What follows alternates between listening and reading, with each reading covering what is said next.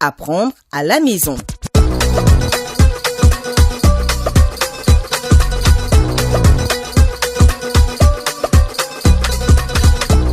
Nous sommes jeudi 6 août 2020, plus que 14 jours avant le début des épreuves du baccalauréat session 2020. Vous êtes sur Radio Gabon, c'est le début de votre émission Apprendre à la maison. Chers apprenants, bonjour. La semaine dernière, nous avions consacré notre émission sur le commentaire de documents, émission accompagnée de quelques conseils d'ordre méthodologique. Aujourd'hui, nous allons nous entretenir sur l'autre exercice sur lequel vous serez évalué également au baccalauréat. Il s'agit de la dissertation. À ce titre, chers apprenants, il faut rappeler que la dissertation, c'est le sujet de type 1 et le sujet de type 3. C'est quoi le sujet de type 1? Le sujet de type 1 est une question de cours qui est accompagnée d'une proposition de plan. Le sujet de type 3, quant à lui, est une question de synthèse. Cet exercice amène le candidat à proposer lui-même le plan de son travail. Pour mieux cerner la méthodologie de la dissertation, l'émission du jour sera consacrée entièrement à cet exercice. La première partie, réservée à l'histoire, sera axée sur les conférences tripartites. La seconde partie, quant à elle, consacrée à la géographie, abordera la Chine. Voilà, chers apprenants, l'ossature de notre émission du jour. Une fois de plus, bonjour, bonsoir, bienvenue. Retenez, chers apprenants, le 1er septembre 1939, l'Allemagne envahit la Pologne. C'est le début de la Seconde Guerre mondiale. Par une guerre d'éclairs, les troupes d'Adolf Hitler écrasent la Pologne. En 1940, la grande offensive allemande sur le front ouest submerge les Pays-Bas, la Belgique, le Luxembourg et la France.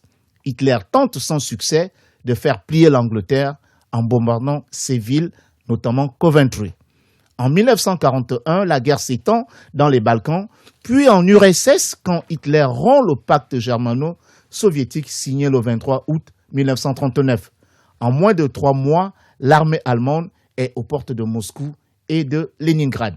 Dans le Pacifique, l'aviation du Japon attaque les bases navales américaines de Pearl Harbor le 7 décembre 1981, provoquant ainsi l'entrée en guerre des États-Unis.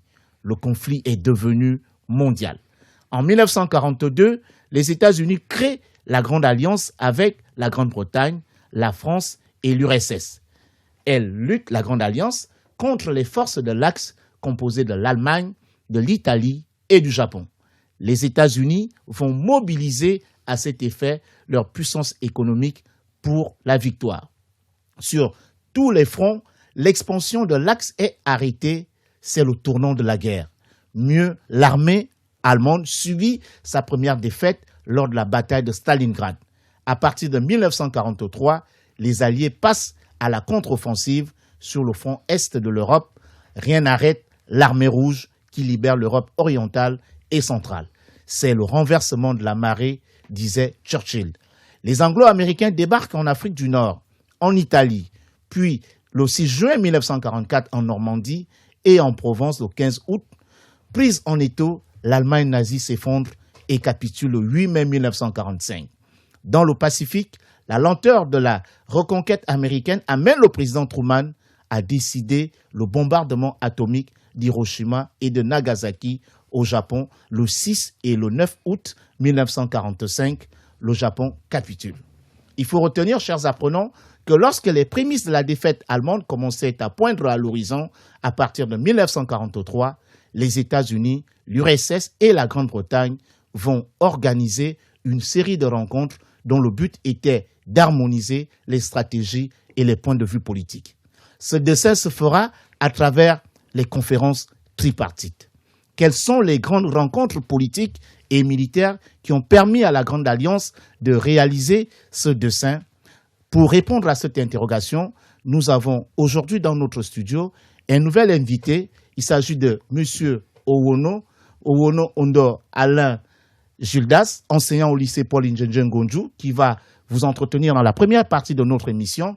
La seconde sera consacrée à la géographie, qui sera gérée par M. Mombo Adamo Brice Parfait, enseignant au lycée Montalier de Libreville. Je suis Monsieur Obamamba Jean-Serge, conseiller pédagogique, enseignant au lycée Paul Njenjen Ngonjou. Monsieur Ono, bonjour. Bonjour, monsieur le conseiller. Comment allez-vous? Ça va super bien. Nous sommes heureux de vous recevoir dans ce studio ce matin pour entretenir les apprenants sur la dissertation. Est-ce que vous pouvez nous décliner ici le sujet que vous avez prévu à ce propos?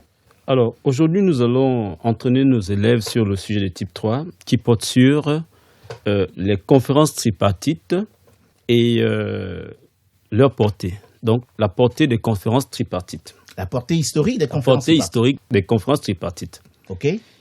On entend par conférences tripartites les grandes messes organisées entre 1943 et 1945 entre les dirigeants des États-Unis, de la Grande-Bretagne et de l'URSS.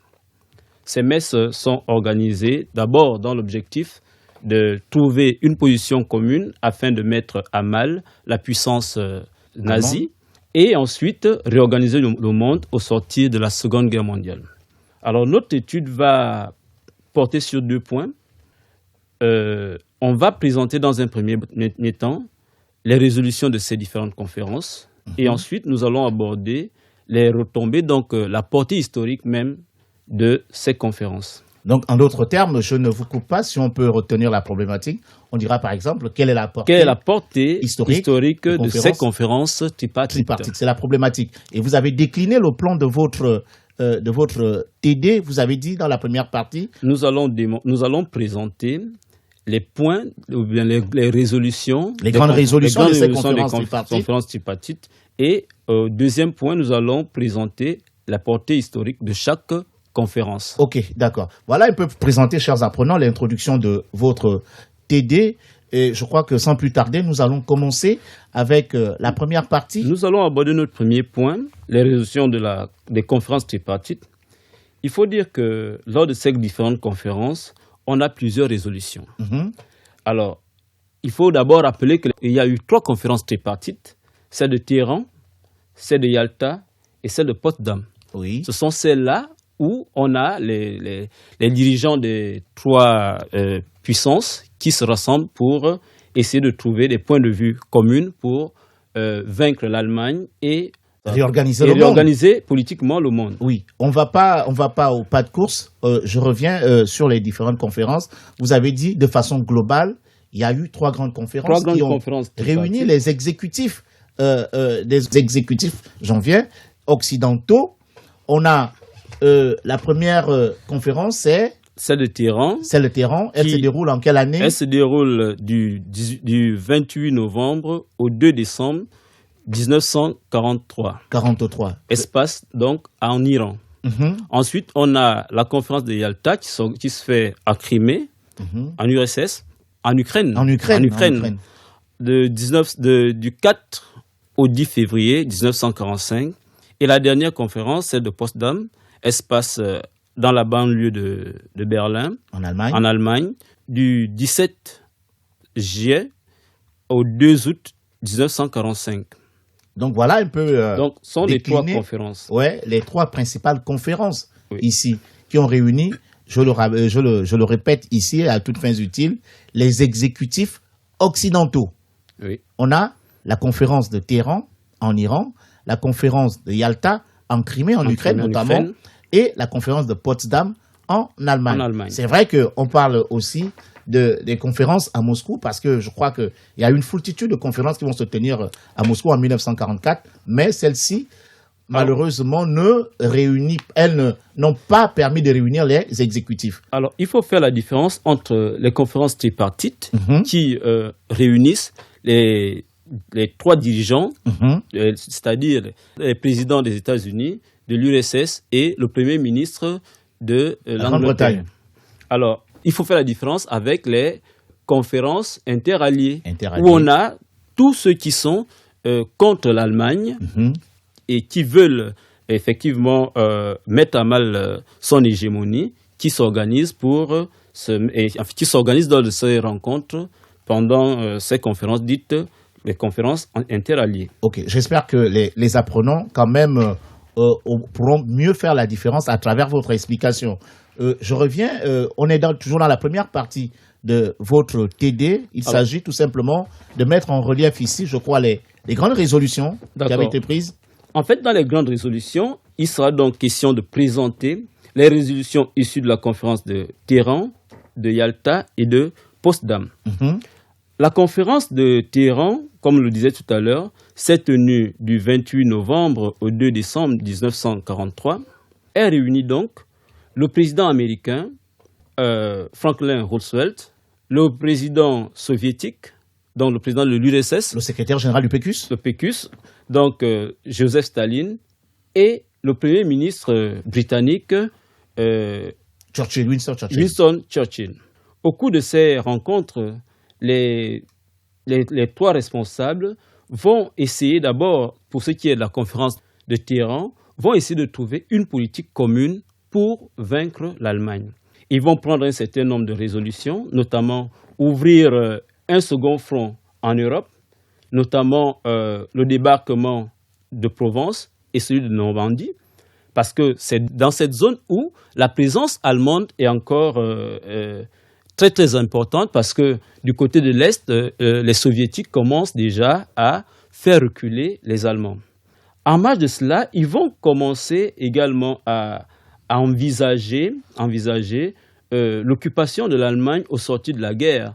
C'est vrai qu'à cette période, il n'y a aucun plan ou bien aucun accord sur le démantèlement de l'Allemagne.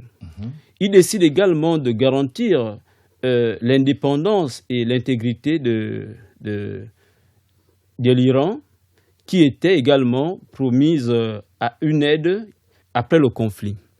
À cette conférence, ils commencent déjà à envisager également la création d'une organisation qui permettra à ce que l'équilibre mondial soit garanti. Alors, à la conférence de Yalta, qui se tient du 4 février au 11 février, on a les mêmes acteurs.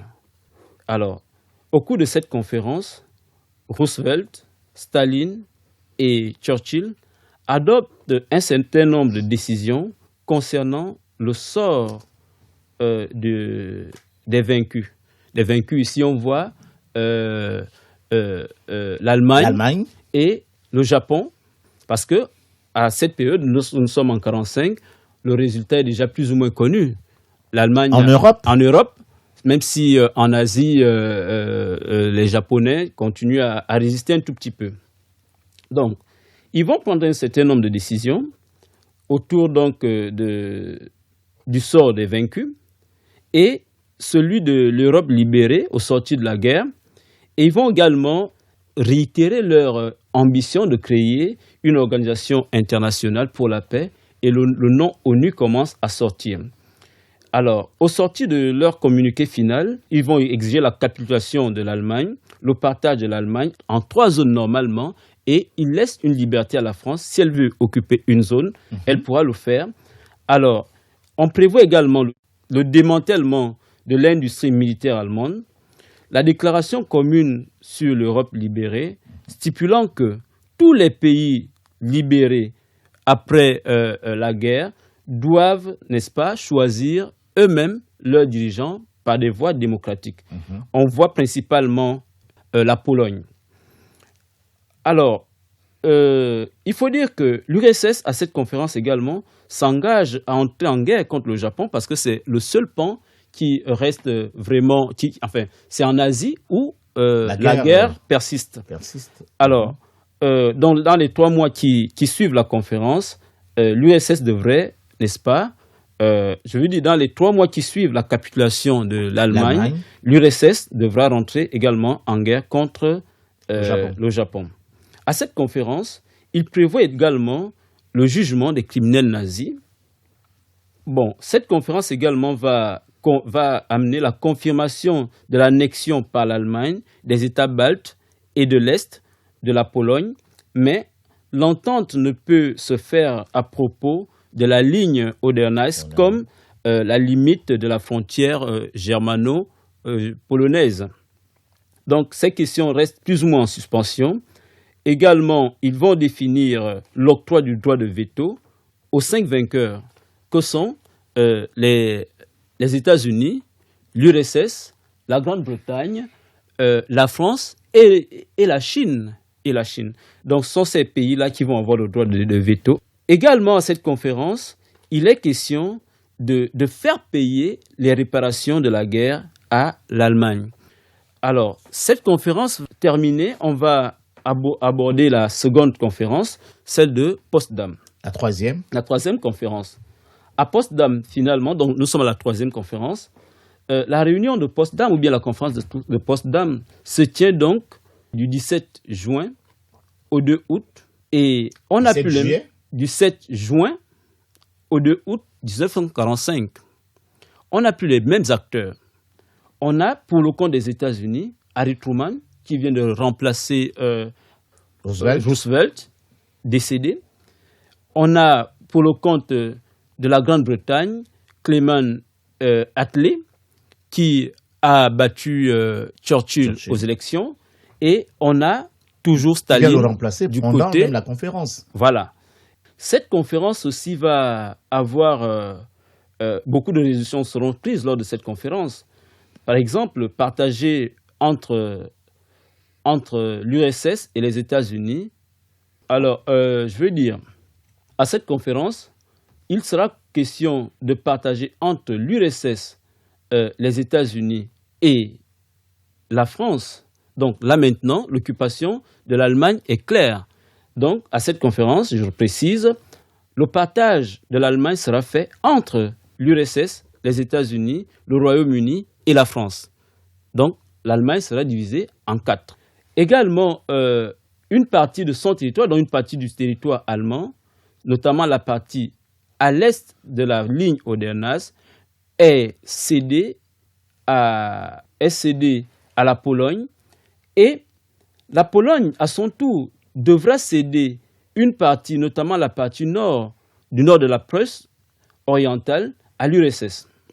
L'Autriche sera séparée de la Pologne et on va confirmer la démilitarisation, le désarmement, la dénazification et la démocratisation de l'Allemagne.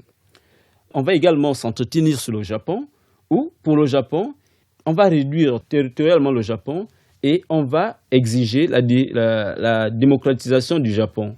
Et le Japon sera donc occupé par les États-Unis.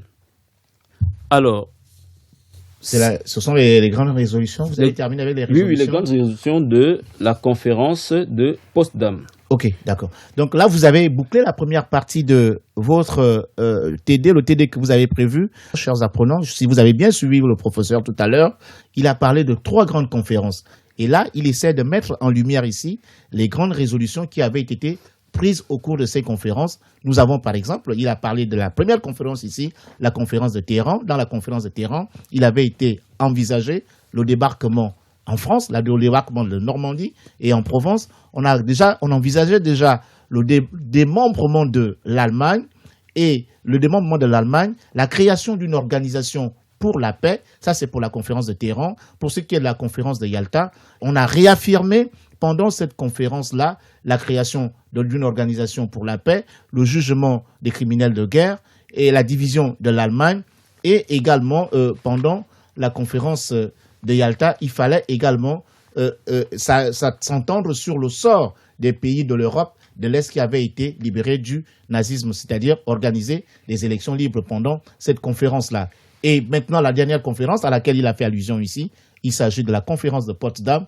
Dans cette conférence de Potsdam, on va maintenant matérialiser la division, le partage de l'Allemagne en 4 zones. On parlera également de la démilitarisation de l'Allemagne, du désarmement de l'Allemagne, de la démocratisation de l'Allemagne. Voilà un peu, en gros, ce qu'on peut retenir. Ce n'est pas exhaustif, c'est vrai, les grandes résolutions prises pendant ces conférences tripartites. Nous allons aborder, M. Owono, la deuxième partie de votre TD, celle consacrée, je crois, à la portée historique. À la portée historique. OK. Alors, il faut dire que chaque conférence ici va marquer l'histoire. Et du coup, si on prend la toute première conférence, la conférence de Téhéran, on va à cette conférence assister à l'accélération des hostilités qui vont conduire à la victoire des Alliés en 1945.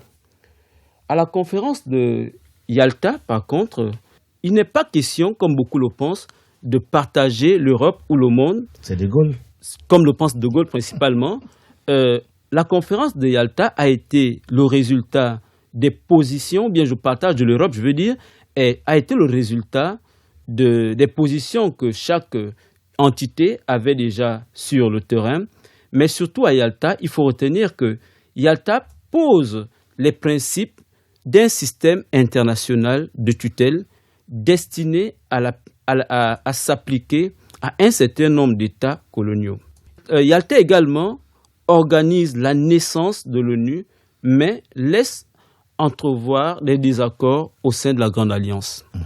Alors, à la conférence de Potsdam, on va naturellement voir la disparition de l'Allemagne et les prémices de la dislocation de la Grande Alliance et l'ouverture vers la guerre froide. Donc, si on comprend bien en termes de portée historique ici, on peut tout simplement retenir toutes les résolutions qui avaient été prises pendant ces conférences et les résolutions qui ont suivi des faits. Vous avez fait allusion au partage de l'Allemagne, vous avez fait allusion au jugement des criminels de guerre, vous avez fait allusion à la dénazification, vous avez fait allusion à la création d'une organisation pour la paix, notamment l'Organisation des Nations Unies, qui a vu le jour en juin 1945. Je vais vous laisser le soin de conclure votre TD avant de boucler la première partie, M. Owono. Alors, il faut dire que les conférences tripartites sont ces grandes messes au cours desquelles l'URSS, les États-Unis et la Grande-Bretagne vont d'abord, avant la capitulation des puissances nazies, donc la puissance allemande et japonaise, vont d'abord chercher à organiser ou bien à faire conjuguer leurs efforts pour vaincre le camp de l'Axe et ensuite organiser le monde politiquement à la sortie de cette guerre. Il faut noter que cette guerre laisse... C'est vrai qu'il y a eu beaucoup de résolutions qui sont prises, mais en réalité, ces résolutions portent en elles les germes déjà d'un bloc, donc le groupe des Alliés, où germent déjà des divisions ou bien des signes de rupture commencent à se laisser entrevoir au sein de la communauté alliée. Ok. Bon, voilà un peu, chers apprenants, nous allons marquer un point final à ce TD réservé à un sujet de type 3, les conférences tripartites, la portée historique des conférences tripartites. Vous avez été entretenu tout à l'heure par Monsieur Alain Owono Ondo Gildas, enseignant au lycée Paul Ndjendjen Godjou, qui va désormais nous accompagner à chaque fois lorsque nous allons nous retrouver ici pour les sessions de cours ici à la radio. Nous allons marquer juste une toute petite pause. Je suis toujours accompagné de mon beau Brice Adamo Parfait. Je suis Monsieur Obamamba. On se retrouve juste après.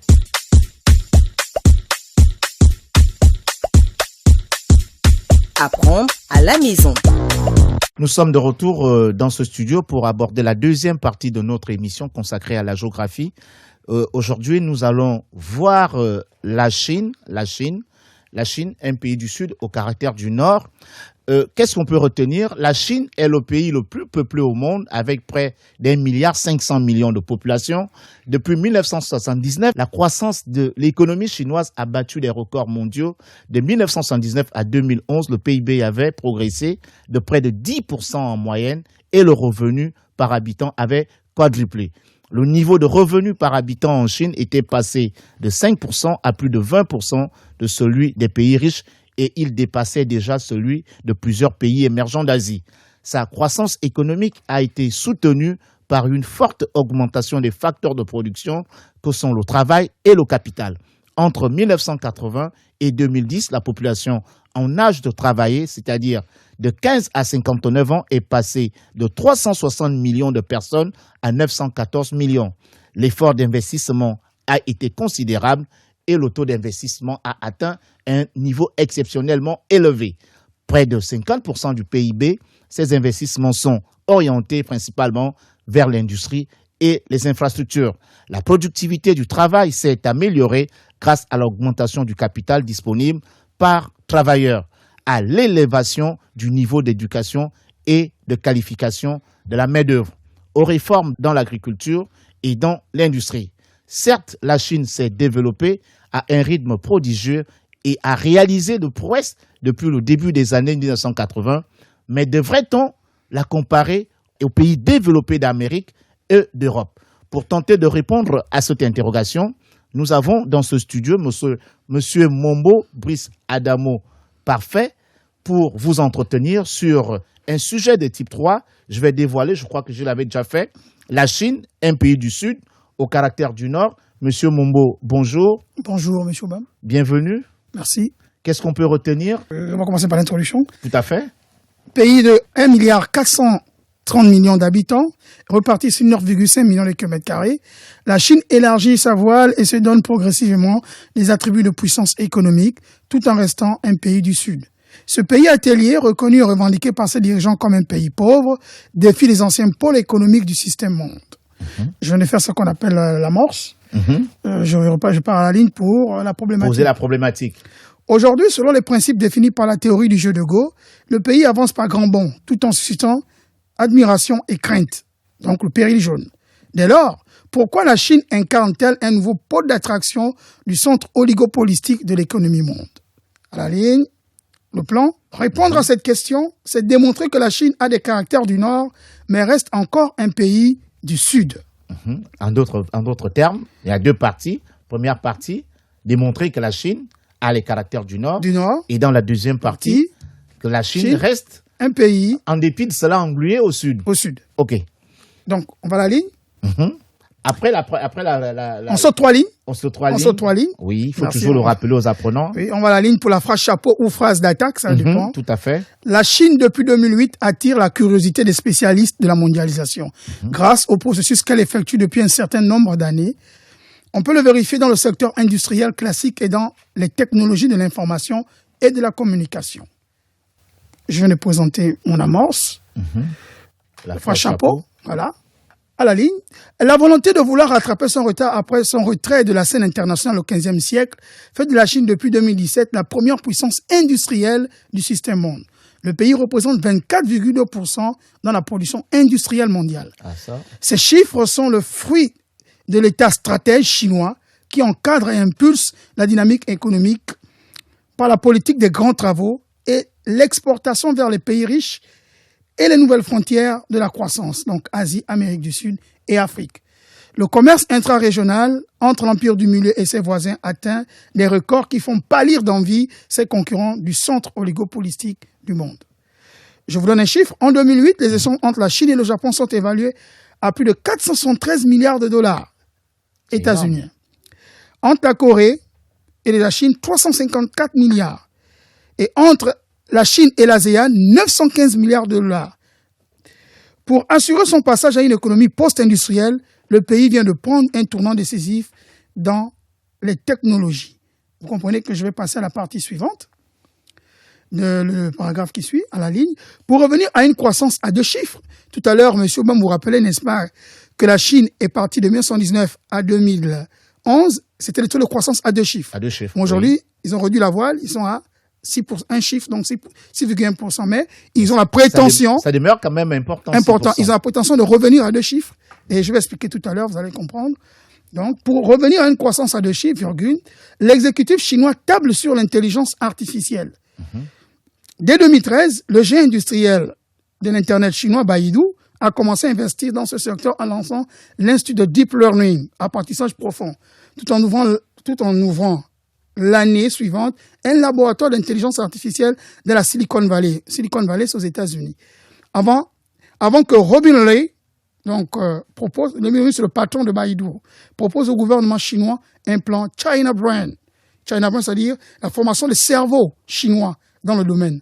C'est une bataille globale dans le secteur qui associe les Batex. Les Batex, ici, c'est le pont, c'est l'opposé des GAFAM aux États-Unis. Oui. Baidu, Alibaba, Tencent, Xiaomi. Ce secteur rapporte à la Chine 148 milliards de dollars par année et pourrait atteindre 1480 milliards, c'est-à-dire x10 à l'horizon 2030. Les universités, notamment celle de Tsinghai de Pékin, sont également mises à contribution dans l'ingénierie du big data. Je passe à la phase de transition. Donc, vous avez déjà terminé la première partie de votre exercice. C'est-à-dire, il fallait tout simplement démontrer que la Chine a les caractères d'une puissance occidentale. C'est-à-dire d'un pays développé par sa puissance économique. Sur le plan industriel et technologique. Voilà. OK. À la ligne, le décollage économique, là je fais la transition, je rappelle aux apprenants la transition. Le décollage économique de la Chine et son industrialisation ne peuvent masquer la réalité des tares qui persistent dans le quotidien de ses citoyens. C'est la transition. Je prends ma phrase chapeau. La partie Il faut toujours expliquer aux apprenants. Oui, on va à la ligne. Là, on saute une ligne. La transition est collée à la première partie, mais on va à la ligne. On ne saute pas de ligne, mais on va à la ligne. La transition je fais le bilan. La dernière partie. J'ai fait le bilan de la partie précédente et annoncé celle qui suit. OK. Alors. Et après, vous sautez maintenant une ligne pour aborder la partie suivante. La partie suivante. Et là, je vais à la ligne. OK.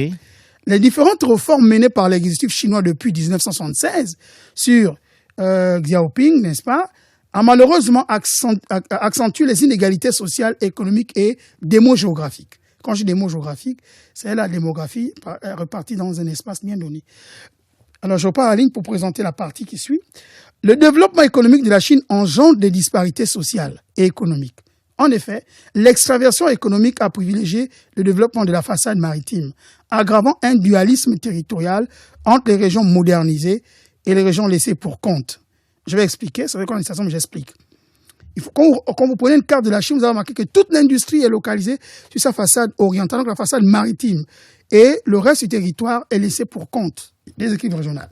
Cette organisation a pour inconvénient de créer, voilà, je reprends la phrase de M. Renaud, de créer des déséquilibres en équipement, en infrastructures sociales, santé, éducation et logement, de la congestion et de la pollution industrielle. Donc la partie orientale est suffisamment polluée. Je pars à la ligne pour présenter la deuxième partie. Ce déséquilibre macro-régional engendre des disparités démographiques. En effet, les grandes villes telles que Shanghai et Pékin et les autres villes du littoral attirent les populations pauvres à la recherche d'un emploi. Toutefois, le mirage urbain donne lieu à un désenchantement exclu du circuit normal de l'économie. Ces populations flottantes vivent de la clandestinité et de la débrouille. Ces derniers gonflent le cortège de pauvres d'un pays qui se veut ambitieux. Ces nouveaux citadins n'ont pas droit à la sécurité sociale et sont plus pauvres que ceux qui sont restés en milieu rural. S'il est vrai que le pays a un indice de développement humain de 0,78 en 2018, ce qui fait de lui un pays au développement élevé, il n'en demeure pas moins que les populations des régions enclavées, telles que Xinjiang, le Tibet, le Yunnan, Mongolie intérieure, ne ressentent pas cette croissance, anciennement à 2 chiffres. En 2019, la croissance de la Chine est de 6,1 et moins de 3% aujourd'hui à cause de la pandémie de la Covid-19. Je vais m'arrêter là. Je sens que M. Renaud avait quelque chose à ajouter. Non, je ne sais pas continuer. On est dans la deuxième partie. Je rappelle que nous sommes avant la transition, oui. Partie. Il s'agit tout simplement de démontrer qu'en dépit des prouesses économiques de la Chine reste encore un pays du Sud. Je ne sais pas si M. Renaud a quelque chose à ajouter à ce propos. Non, mais en fait, simplement dit, c'est que lorsqu'on regarde de façon claire, on voit la Chine sous 2 angles. Tout à fait. Un pays qui paraît développé, mais qui porte encore beaucoup de tard en termes de sous-développement, notamment une population qui reste relativement pauvre, les disparités régionales et les écarts entre les populations. Les riches très riches, les pauvres très, très pauvres. Des régions très développées et des régions qui restent encore très rurales. Oui, tout à fait. C'est vrai que, comme il a dit, il y a des écarts énormes. Ce qu'on appelle, ce que M. Chirac, Dieu et son âme, appelait la fracture sociale. Parce qu'au niveau de la Chine, quand même, vous allez constater qu'il y a des populations, il y a une catégorie qui est immensement riche et l'autre est vraiment dans l'abîme de la misère. Donc, on peut comprendre aisément à partir de là que la Chine est loin d'être un pays développé parce que traînant encore son boulet démographique et même là, le fait que sa population puisse croître de façon exponentielle est également un élément qui atteste que la Chine reste encore un pays du Sud. Parce que quand même, dans la plupart des pays, dans tous les pays du Nord, il y a ce qu'on appelle une transition démographique achevée. C'est-à-dire qu'on parvient à gérer l'équilibre démographique. Or, ce n'est pas encore le cas de la Chine, parce que tout à l'heure, on l'a vu, lorsqu'on a introduit l'émission, que la main-d'œuvre chinoise entre 15 et 59 ans était de 361 millions et en 79. Et cette main-d'œuvre en 2010 c'était déjà à 940 millions. Vous voyez un peu le boom et l'explosion. Oui. Vous avez terminé, Monsieur Mombo? Bon, je voudrais Monsieur un petit élément. Hein. Vous voyez que en termes au plan politique, la Chine se révèle également comme étant un pays sous-développé parce que aujourd'hui, la démocratie reste. Vous pouvez vous rapprocher du micro, Monsieur Ono? C'est-à-dire qu'au niveau de la Chine, les questions démocratiques, je veux dire, posent problème. Les questions de droits de l'homme posent également un problème. Donc, ça, ce sont également les tares des pays sous-développés. Oui, c'est sur les problèmes des droits de l'homme. Ouais, les problèmes de droits de l'homme, parce qu'à un moment donné, il y avait des problèmes ethniques. Oui. Des problèmes ethniques au niveau de la Chine. Les Ouïghours et les Yan. Voilà. Les Yan. On peut aller à la ligne pour la conclusion? Oui, allez-y. Oui. La Chine, malgré son statut de pays en développement, déjà développé, excusez-moi du concept, la Chine, malgré son statut de pays en développement déjà développé, joue modeste. Soyez clair, s'il vous plaît, Monsieur Mombo. Il faut reconnaître que la Chine était un pays en développement, mais pas comme les autres. Pas encore totalement développé. Pas encore totalement développé, mais déjà, qui est presque... si on mettait une barre de sur 100... Je préfère que vous soyez simple, parce que vous parlez aux apprenants. Voilà. Vous ne parlez pas aux enseignants, vous parlez aux apprenants. Essayez d'aller simplement, s'il vous plaît. Oui. Donc la Chine, malgré ce statut de pays en développement, joue modeste afin de ne pas attirer l'attention, même si cela reste difficile dans un monde aussi ouvert que le nôtre. Ce pays est aujourd'hui la puissance industrielle malgré l'image écornée véhiculée par les médias occidentaux. Ce pays, par son intelligence artificielle, fait peur. Et ce n'est pas Donald Trump qui nous démentira. Je poursuis. Depuis l'arrivée de Donald Trump à la Maison-Blanche, ce dernier met la pression à l'Organisation mondiale du commerce afin que l'Empire du Milieu ne soit plus considéré comme un pays pauvre, mais comme une nation développée. C'est la bataille que la Chine va devoir mener pour les années qui vont suivre, c'est-à-dire assumer son rôle de puissance économique affirmée. Vous avez terminé? Oui, Monsieur Obama. Ok, bon ben, voilà un peu, chers apprenants, le point final sur notre TD en géographie. Il était consacré à la Chine. Il fallait tout simplement faire ressortir les deux éléments, c'est-à-dire les aspects qui démontrent la puissance économique de la Chine et les autres éléments qui continuent à conforter la Chine dans le rang des pays en développement. Et monsieur le professeur l'a bien fait tout à l'heure en montrant dans la première partie la réussite, en présentant dans la première partie la réussite économique de la Chine, et dans la deuxième partie, il a fait ressortir, entre autres, les déséquilibres, les problèmes sociaux auxquels est confronté ce pays aujourd'hui. Donc, nous n'allons pas nous arrêter là. Nous allons vous donner quelques conseils d'ordre méthodologique parce qu'aujourd'hui, nous avons choisi 2 exercices de dissertation. Il s'agit bel et bien des sujets de type 3. Le premier qui avait été présenté par M. Owono était en rapport avec la portée historique des conférences tripartites en histoire, et celui de géographie présenté par M. Mombo était consacré à l'économie chinoise, notamment son côté développé et son côté en développement. Donc nous allons, je ne sais pas par qui je commence, je voudrais quand même que vous puissiez expliciter encore aux apprenants ici comment aborder une introduction dans la dissertation. Une introduction à la dissertation s'organise en 3 paragraphes. Oui. En 3 paragraphes. Il y a l'amorce. Oui. Il y a l'amorce. Et après l'amorce, n'est-ce pas, on repart à la ligne pour la problématique. Cette problématique est suivie d'un plan. Voilà pourquoi il y a 3 paragraphes. Amorce, problématique, plan.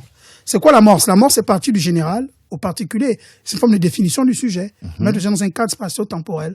Et la problématique, c'est le questionnement qui guide la réflexion. Quant au plan, c'est la manière, n'est-ce pas, d'aborder. Il faut aller doucement.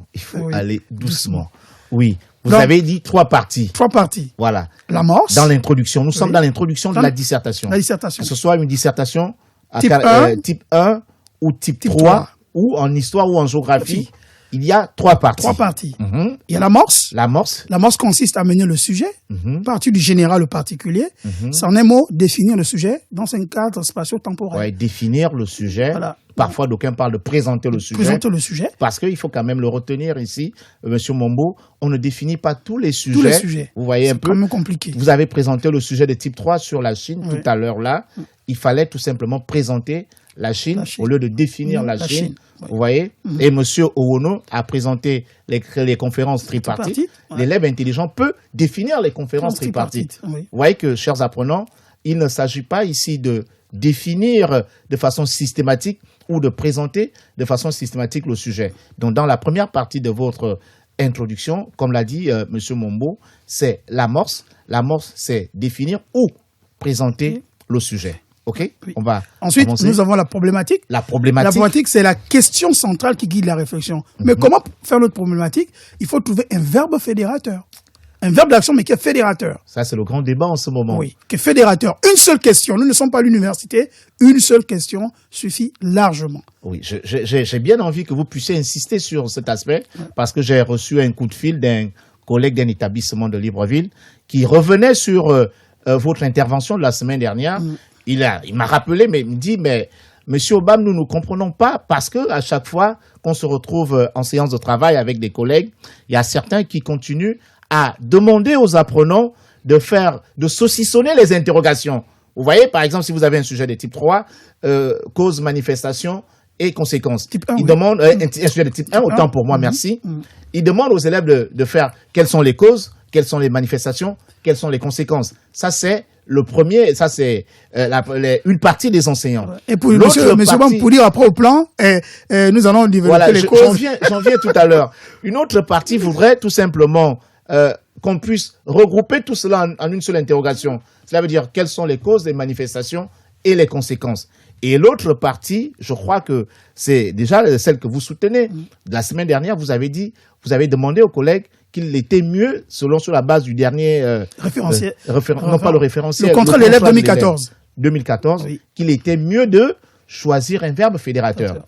Je voudrais vraiment que vous puissiez insister là-dessus, s'il vous plaît. Je prends un exemple. Je sais pas. On va par exemple étudier la guerre fraîche. La guerre fraîche. On peut dire simplement comment analyser, n'est-ce pas, les relations internationales entre 1975 et 1985. C'est une problématique centrale. Oui, voilà. Tout à fait. Simple. Et on sait que 75-85, c'est la guerre fraîche. Et non, quelles sont les causes, les manifestations et les conséquences de la guerre fraîche. Ce qui peut plutôt être une forme d'annonce de plan. Voilà. Alors, je prends également un autre exemple. Bien sûr. On a un sujet de type 1, un sujet qui vient très souvent, le milieu naturel du Gabon, atout et contrainte. Généralement, beaucoup disent aux élèves de poser la problématique ainsi qui suit. Quels sont les avantages, bien les atouts du milieu naturel, quels sont les inconvénients. Nous étudions le Gabon dans un contexte économique.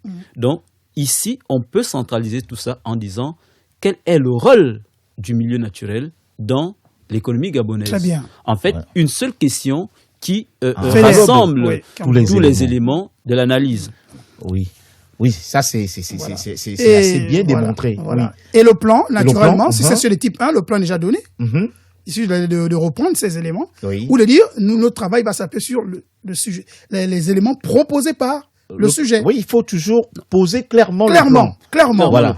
Nous allons reprendre cette question, c'est examiner les causes, les manifestations et les conséquences. Clairement. Voilà. On ne doit rien cacher, on sait clairement tel que c'est libéré. Mais si c'est un type 3, là, l'élève a le devoir de nous donner la direction. Mais attention, pas dans le désordre. Parce qu'il y a 7 formes de type 3. Et si c'est un sujet dialectique, vous êtes obligé d'aller démontrer, d'abord soutenir la thèse de l'auteur, ensuite montrer les limites de cette dernière. Oui. Donc, il faut être subtil. Les formes de type 3, M. Obam, qui a beaucoup travaillé sur ces questions, était revenu sur ce type de formes de dissertation dans les émissions antérieures. Oui, il y a un autre élément également. J'ai reçu un SMS. Bon, un SMS de la part d'un élève de l'intérieur, je préfère ne pas donner la localité, qui nous disait, mais Monsieur Obam, on a constaté dans l'annonce du plan, il y a certains qui nous demandaient parfois, c'est-à-dire une fois la problématique est posée, il dit la réponse sera l'objet d'un autre développement. Vous voyez un peu, vous avez dit tout à l'heure quelles sont les causes, les manifestations et les conséquences de la guerre fraîche. La réponse à cette interrogation sera l'objet de notre devoir. C'est la raison pour laquelle je vous demandais tout à l'heure de pouvoir mieux expliciter aux apprenants comment il faut énoncer son plan, le plan de son devoir. Moi, le document, il est clair, 2014, et même le nouveau référentiel. Le plan doit être clair. On a donné les articulations. Si c'est atout en géographie, atout, handicap, perspective, on doit clairement voir ces notions sur le plan. Parce que c'est l'examinateur, celui qui corrige derrière, il doit vous suivre. Tout à fait. Si vous dites non, reprends ce machin, c'est trop vague. Voilà. C'est trop vague. Tel qu'annoncé par M. Bam, c'est très vague. Oui. Il faut aller clairement, il faut préciser ce que vous voulez faire. Au moins, on vous suit.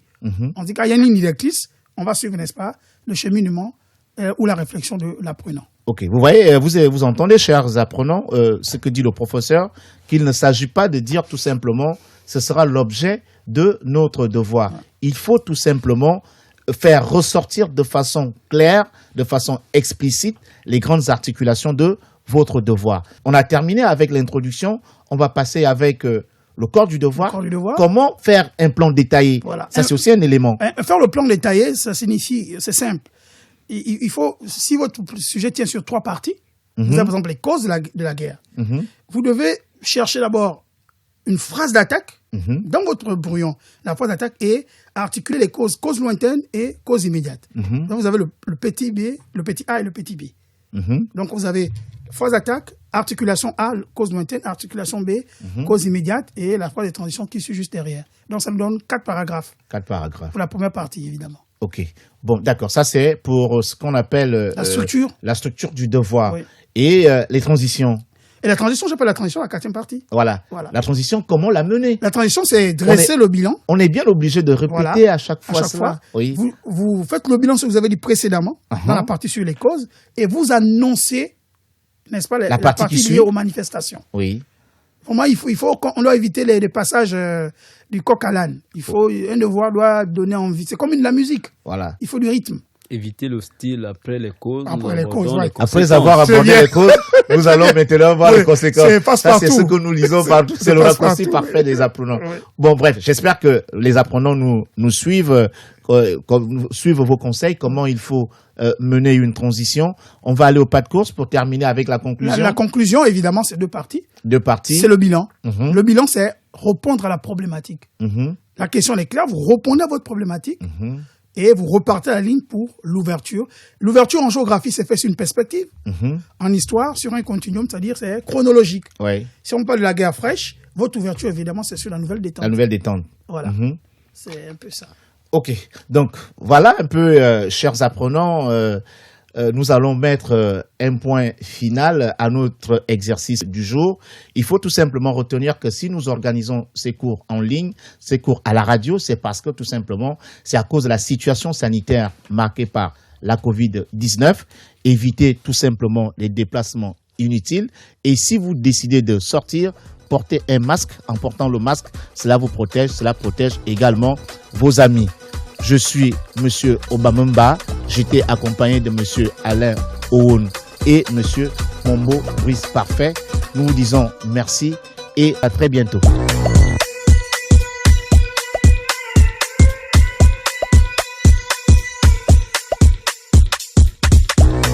Apprendre à la maison. Apprendre à la maison est un programme pédagogique destiné aux élèves en classe de terminale, diffusé tous les mardis, jeudis et samedis de 14h05 à 15h. Apprendre à la maison, votre programme pédagogique à suivre sur les antennes de Radio Gabon. Vous êtes câblé sur Radio Gabon émettant de Libreville, 88.7, 96.5 FM. Où que vous soyez, nous sommes avec vous.